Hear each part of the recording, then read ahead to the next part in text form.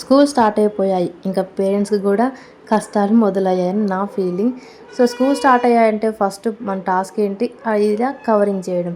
మా వాడికొచ్చిన కిట్‌లో 9 బుక్స్ ఉన్నాయి. ఎల్‌కేజీ, జూనియర్ కేజీ అనమాట. ఈ 9 బుక్స్‌కి ఇలా మేము వైట్ కలర్ కవరింగ్ చేసాము కనిపించేలాగా. సో, ఆఫ్టర్‌నూన్ స్టార్ట్ చేస్తే ఈవినింగ్ ఎండ్ అయిందనమాట. ఎందుకు అంటే మా బుడ్డోడు కుదురుగా ఉండడు గదా! వచ్చి హెల్ప్ చేస్తా అని చెప్పి ఇలా కటింగ్ చేస్తూ ఫ్లోర్ అంతా ఇంకా ఫుల్లు పేపర్స్ వదిలిపెట్టేశాడు. నెక్స్ట్ డేకి నేను ఫ్రీగా ఉన్నట్టు నాకు ఇంకా వర్క్ ఇచ్చాడు. సో, ఇలా ఈవినింగ్ వరకు అయిపోయింది. వాళ్ళకి అట్టాలు వేసేటప్పుడేమో మనకి back pain, legs pains. Next ఇవి నేర్పించాలంటే హెడ్‌ఏక్, బీపీ.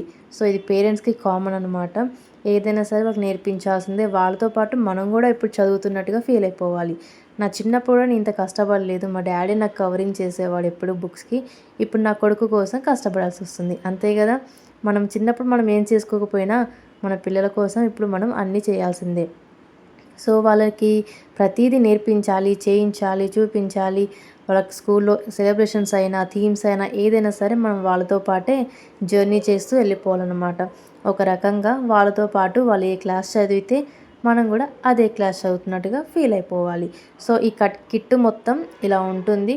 కవరింగ్ చేశాక స్కూల్‌కి హ్యాండ్ ఓవర్ చేసేసేయాలి. చేసేసాము. ఫినిష్ అయిపోయింది. ఇంకా ముందు ముందు చాలా టాస్క్‌లొస్తాయి పేరెంట్స్‌కి కదా! మీరేమంటారు? Bye bye.